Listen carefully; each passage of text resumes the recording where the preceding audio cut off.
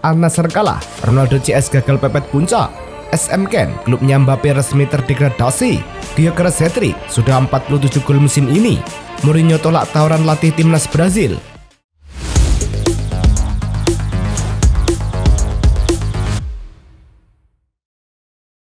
Halo Soccer Mania, kembali lagi di Blessing Soccer News. Kali ini kami sudah siapkan berita-berita terbaru seputar dunia sepak bola. Tentunya untuk kalian semua, selamat menyaksikan. Al Nassr melawan Al-Qadsiah bermain di Prince Mohammed bin Fahd Stadium, Dammam. Di laga tersebut, Al-Qadsiah bisa unggul lebih dulu. Turki Al-Amar membawa tuan rumah memimpin 1-0 pada menit ke-35. Tim tamu akhirnya bisa menyamakan skor pada menit ke-84. Sadio Mane membuat kedudukan menjadi 1-1, namun skor tak bertahan lama. Al-Qadsiah bisa kembali unggul menjadi 2-1 3 menit berselang. Kali ini Pierre-Emerick Aubameyang menjadi penentu kemenangan Al-Qadsiah. Hasil ini membuat Al-Qadsiah mengemas 55 poin dari 28 laga di peringkat 5 Saudi Pro League, sementara Al Nassr tertahan di peringkat ketiga dengan 57 poin. Al-Ahli versus Al-Faiha, pertandingan yang berlangsung di Stadion Pangeran Abdullah Al-Faisal. Pada menit ke-17, Ibanez membuka keunggulan melalui sundulan hasil asis cemerlang dari Mahrez. Tidak lama kemudian, pada menit ke-37, Ibanez kembali mencetak gol kedua dengan sundulan memanfaatkan umpan matang dari Mahrez. Menjelang turun minum, Ivan Toney menambah keunggulan menjadi 3-0 setelah menerima asis ketiga langsung dari Mahrez. Mahrez kembali menunjukkan kelasnya dengan memenangkan penalti yang berhasil dieksekusi oleh Ivan Toney untuk membawa skor menjadi 4-0. Tidak puas sebagai pemberi asis, pada menit ke-81 Mahrez akhirnya mencatatkan namanya di papan skor. Kemenangan telak 5-0 ini membuat tuan rumah naik peringkat 4 dengan 55 poin, sedangkan Al-Faiha berada di posisi ke-14 dengan 29 poin. RCD Espanyol versus Getafe dalam laga yang berlangsung di Stadion RCDI. Pertandingan ini berjalan sengit meski pada babak pertama serangan dari kedua tim kurang maksimal. Gol tunggal pertandingan tercipta 6 menit sebelum turun minum. Maras Kumbula menyodok bola keras melewati David Soria dan membawa tuan rumah unggul 1-0 saat jeda. Kemenangan ini sangat berarti bagi Espanyol memiliki selisih 9 poin dari zona merah, sementara Getafe tetap berada satu tingkat lebih tinggi di posisi ke-11 klasmen. Pertandingan Derby de la Bretagne antara Stade Rennais versus Nantes berlangsung panas banget di Roazhon Park. Gol pertama datang dari Kapten Rennes, Adrien Truffert, bikin skor menjadi 1-0. Nantes sempat menyamakan lewat Mustafa Mohamed yang cetak gol dari tembakan pertama mereka tepat sasaran membuat skor menjadi 1-1. Rennes terus menekan dan akhirnya gol kemenangan tercipta di menit ke-86 lewat sundulan Mohamed Meite yang memanfaatkan umpan silang. Kemenangan ini bikin Stade Rennais semakin aman di klasemen Ligue 1 dengan jarak 11 poin dari zona degradasi. Sementara itu, Nantes cuma unggul 3 poin dari zona merah degradasi. Galatasaray versus Bodrumspor di RIMS Park. Galatasaray tampil dominan sejak menit awal. Gol pertama datang di menit ke-29 lewat sundulan Torreira hasil umpan silang Sara dari dekat garis kotak penalti. Masuk di babak kedua, tepatnya di menit ke-81, Yunus Agun mengirim umpan matang untuk Davison yang tinggal sentuh bola jadi gol penutup kemenangan 2-0. Dengan kemenangan ini, Galatasaray makin kukuh di puncak klasemen Liga dengan raihan 77 poin, sementara Bodrumspor berada di posisi ke-14 dengan 29 poin. Pada pertandingan lanjutan Jornada ke-30 Liga Portugal yang berlangsung di Estádio do Dragão, FC Porto versus Famalicão, Rodrigo Moura menjadi pahlawan tuan rumah dengan mencetak 2 gol, pertama pada menit ke-20. Bintang muda berusia 17 tahun itu kemudian berhasil mencatatkan namanya di papan skor lagi pada menit ke-57. Famalicão sempat memperkecil ketertinggalan melalui gol Bondo pada menit ke-82 setelah sebelumnya tertinggal 2 gol. Dengan hasil ini, FC Porto naik ke peringkat ketiga klasemen Liga Portugal dengan koleksi 62 poin. Famalicão tetap berada di posisi ke-7 klasemen dengan 43 poin. Sporting versus Moreirense berlangsung di Stadio José Alvalade. Victor Gyökeres buka skor buat Sporting di menit ke-12. Dia berhasil manfaatin umpan dengan tenang, nendang bola ke pojok gawang Moreirense. Gyökeres lagi-lagi cetak gol di menit ke-25. Kali ini dia memanfaatkan kesalahan bek lawan yang gagal clear ball dengan sempurna. Setelah babak kedua mulai, Gyökeres kembali tunjukkan ketajamannya di menit ke-52 lewat tendangan voli keras dari luar kotak penalti. Cedric Teguia bikin harapan buat tim tamu lewat golnya di menit ke-56. Dia berhasil menyambar bola liar hasil kemelut depan gawang.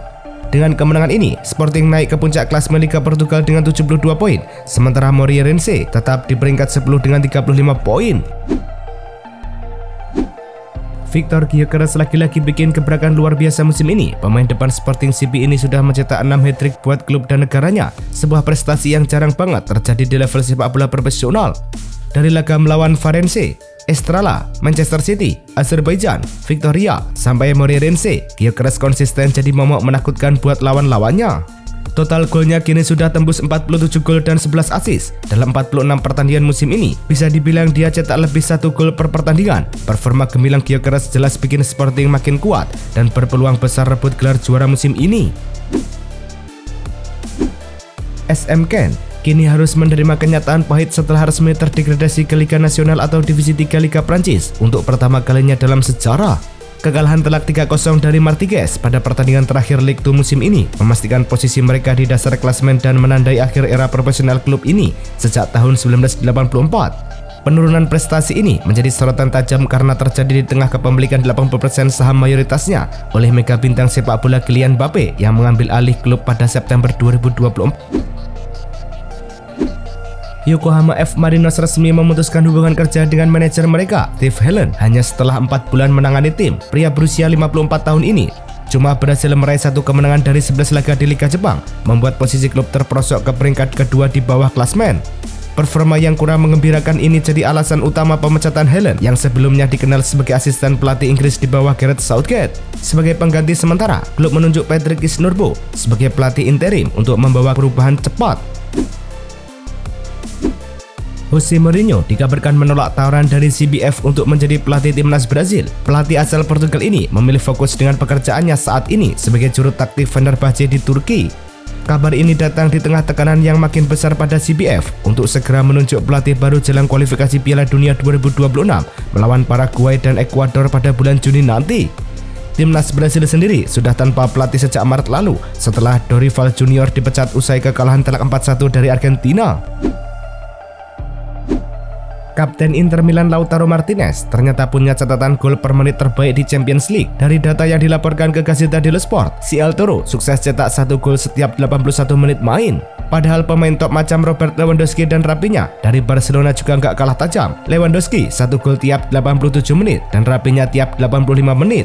Meski jumlah total gol Lautaro 8 masih kalah dibandingkan Lewandowski 11 dan Rafinha 12, tapi konsistensinya dalam mencetak gol bikin dia jadi ancaman serius buat lawan-lawannya.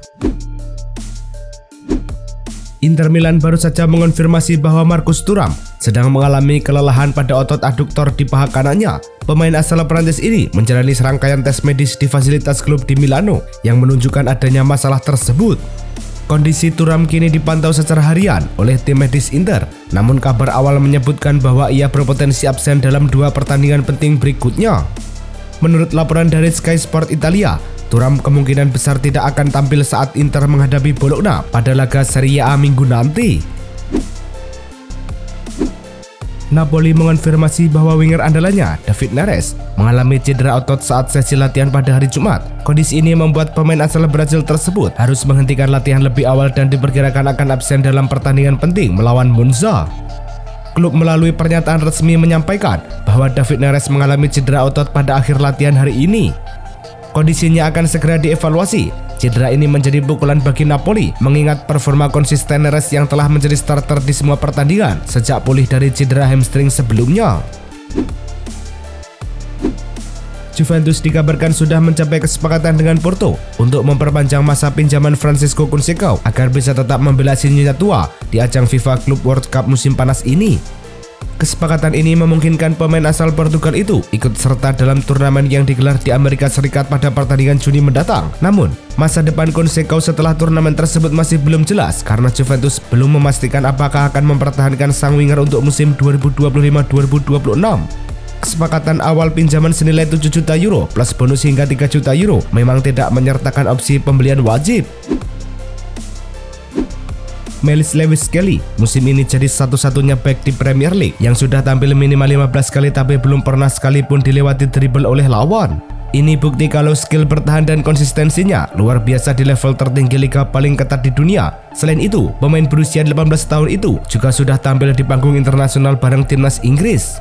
Total musim ini dia sudah main 32 pertandingan buat Arsenal dengan catatan 1 gol dan 1 assist. Cukup impresif buat pemain seumurannya.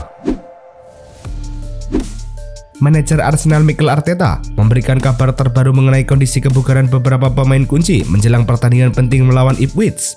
Dalam konferensi pers pra-pertandingan, Arteta memastikan bahwa bek Ricardo Calafiori belum bisa diturunkan dalam laga tersebut. Namun, sang pelatih optimis bahwa Calafiori dapat kembali lebih cepat dari perkiraan awal karena saat ini pemain tersebut sudah mulai berlatih di lapangan.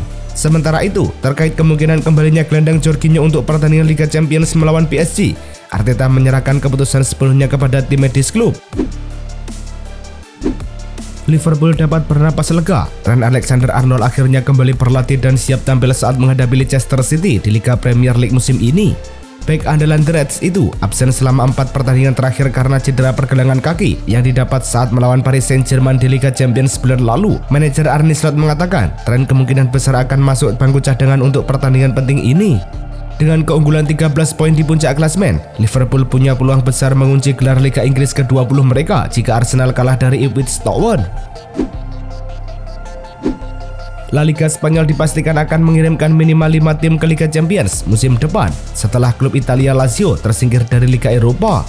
Keberhasilan ini didapat berkat pencapaian kolektif klub-klub La Liga di kompetisi UEFA yang memberikan mereka salah satu dari 2 European Performance Sport tambahan. Posisi ini diberikan kepada asosiasi dengan performa terbaik secara kolektif oleh klub-klubnya di ajang UEFA sehingga menambah kuota tim La Liga selain 4 tim teratas klasemen domestik.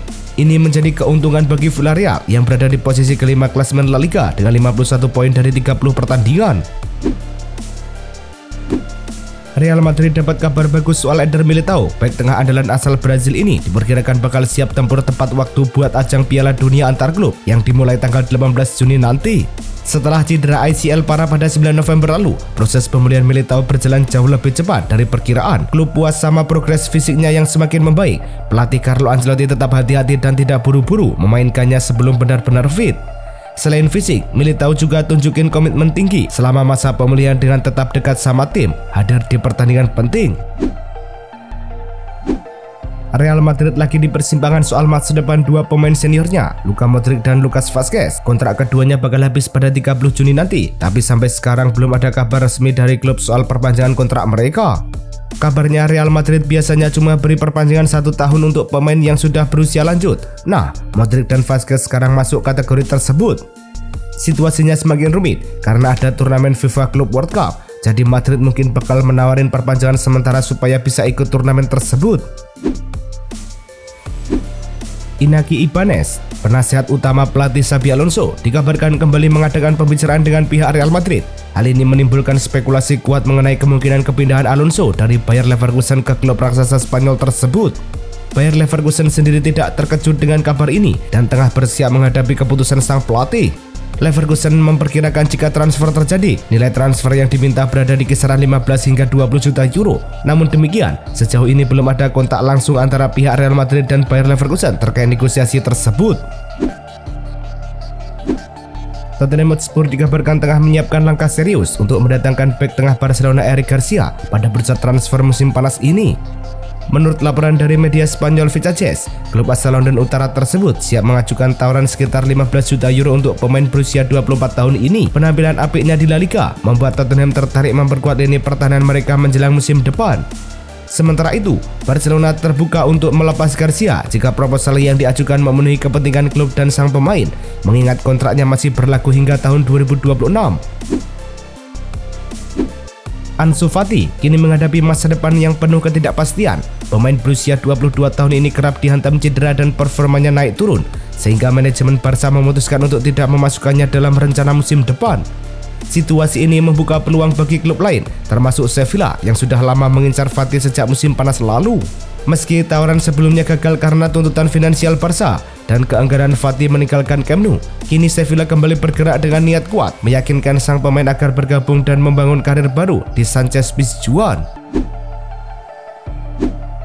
FIFA secara resmi mengonfirmasi bahwa Barcelona tidak akan diundang untuk berpartisipasi dalam Piala Dunia antar klub mendatang, meskipun sempat muncul spekulasi sebaliknya.